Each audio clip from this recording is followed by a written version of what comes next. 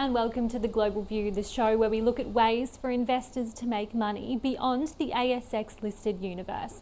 I'm your host, Olivia Grace-Curran.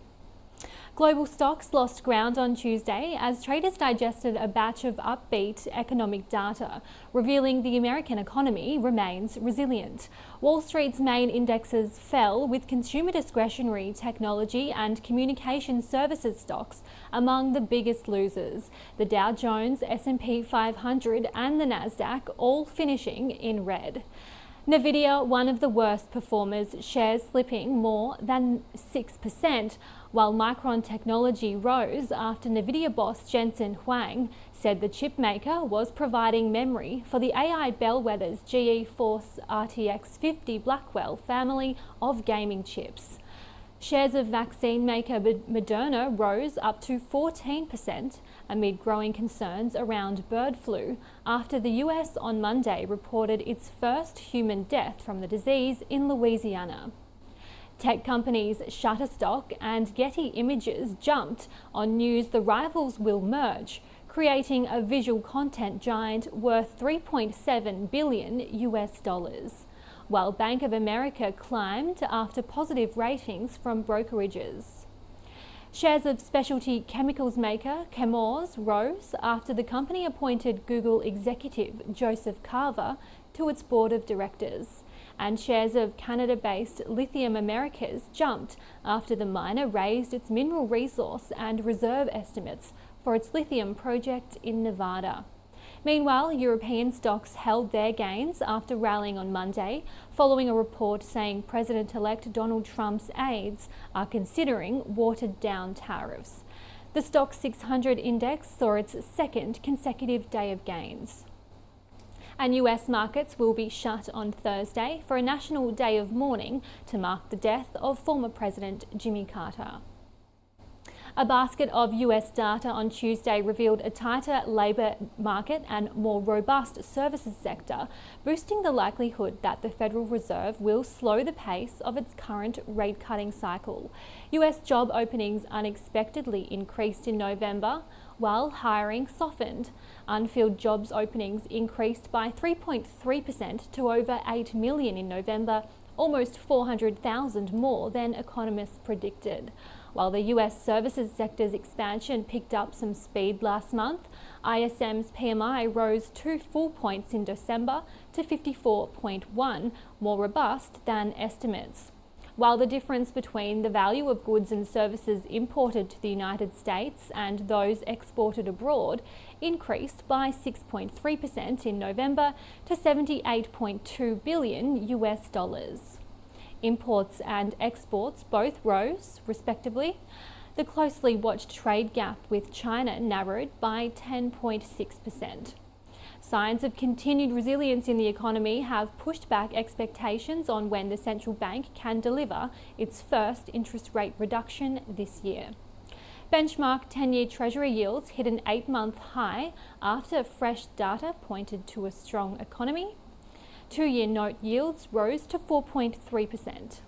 The US dollar strengthened on Tuesday on that strong economic data, showing a stable jobs market and a still robust services sector, while Bitcoin dropped more than 5% after hitting a 3-week high earlier to over $97,000. Oil prices rose on Tuesday, the price lift driven by concerns over tighter supply from Russia and Iran due to Western sanctions and expected higher Chinese demand. Brent crude futures gained 78 cents to $77 a barrel, while gold prices pared earlier gains pressured by a strengthening US dollar and Treasury yields after rising US job openings signaled diminishing odds of large rate cuts by the Federal Reserve.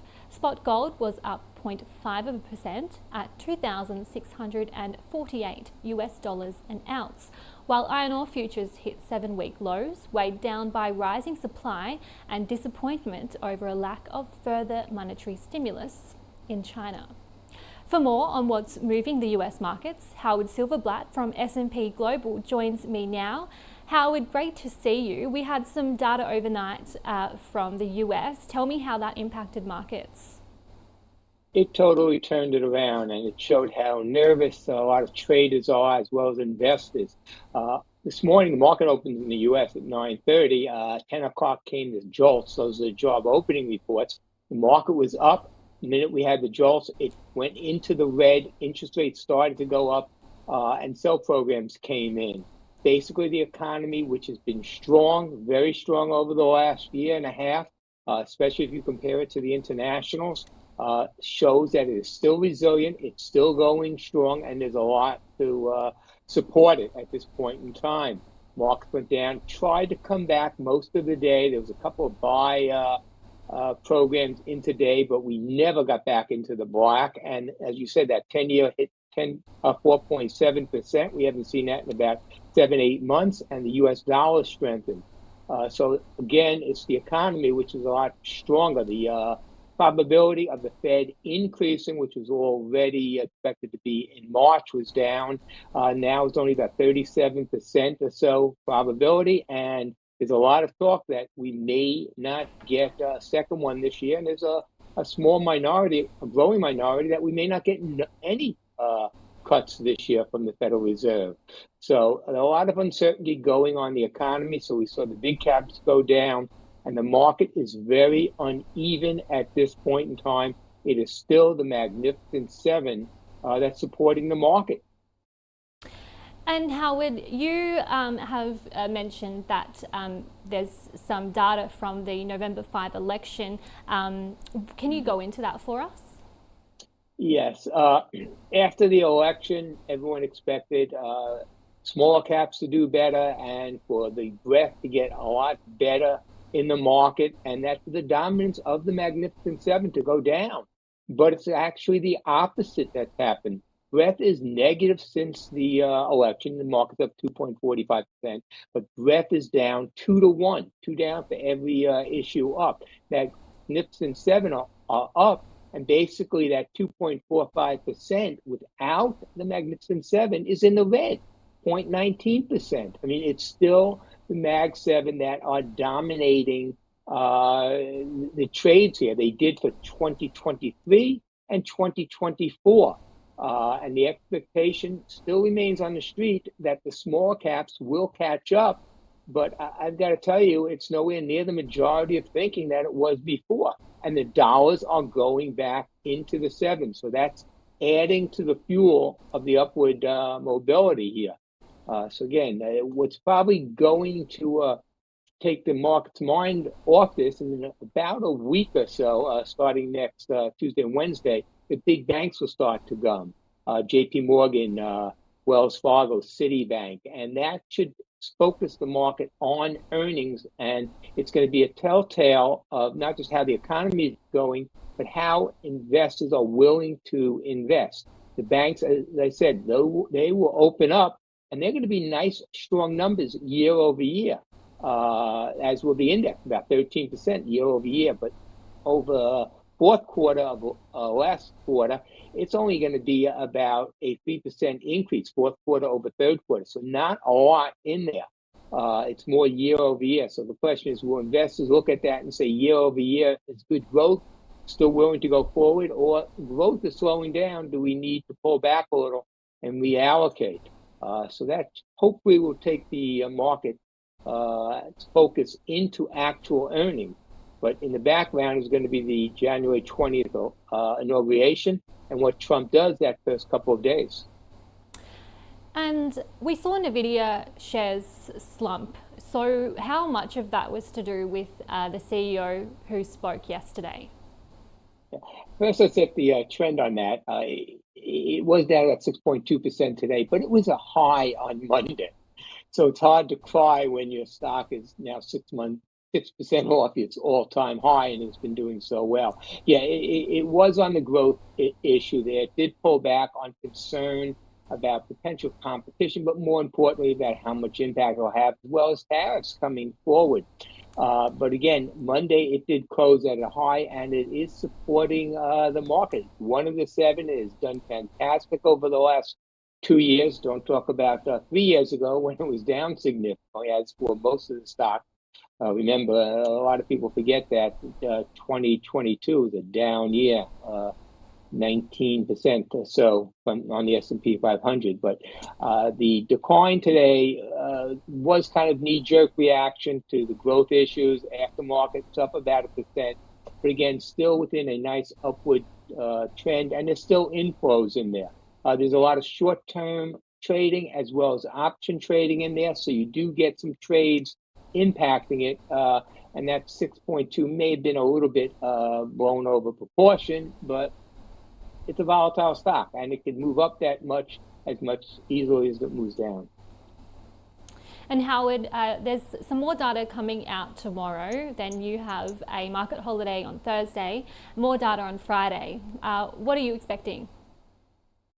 Tomorrow will be an indication. It's the ADP. That's an employment report on private employment. Market doesn't pay as much attention to that, but it's an indicator. As we said, Thursday the markets will be closed. Banks will be open. Markets are closed for the holiday, so banks will see the action. Friday comes the big action in the market is when the monthly employment report comes out, and that could move the market. If it's too strong, you're going to see the same reaction as you did to the JOLTS report today, with the market turning down. Conversely, if it comes in at the right pace or so, a little bit lower, the market will accept it. We're looking for that 157, 160,000 new jobs created for the month. Market could accept a little bit higher, but if it gets up to the 180, 190 range, we're going to see some negative impacts on the trades there, and that will set the tone. And that will probably force some traders to also close out the week. It's a Friday, so you could get some more downward pressure at the end of the close on Friday as well. Again, if the employment number is too high. And just quickly, we saw Trump recently announce $20 billion in foreign investment to build new US data centers. Has that impacted the markets, and do you expect more of these type of announcements? We all expect more of those kind of announcements. He also said that there will be more. Companies are coming here. Trump is going to go a US first policy. The strength of it, we'll have to see how much he gets through. But that's going to bring money into the U.S., and that's going to bring capital expenditures and some jobs.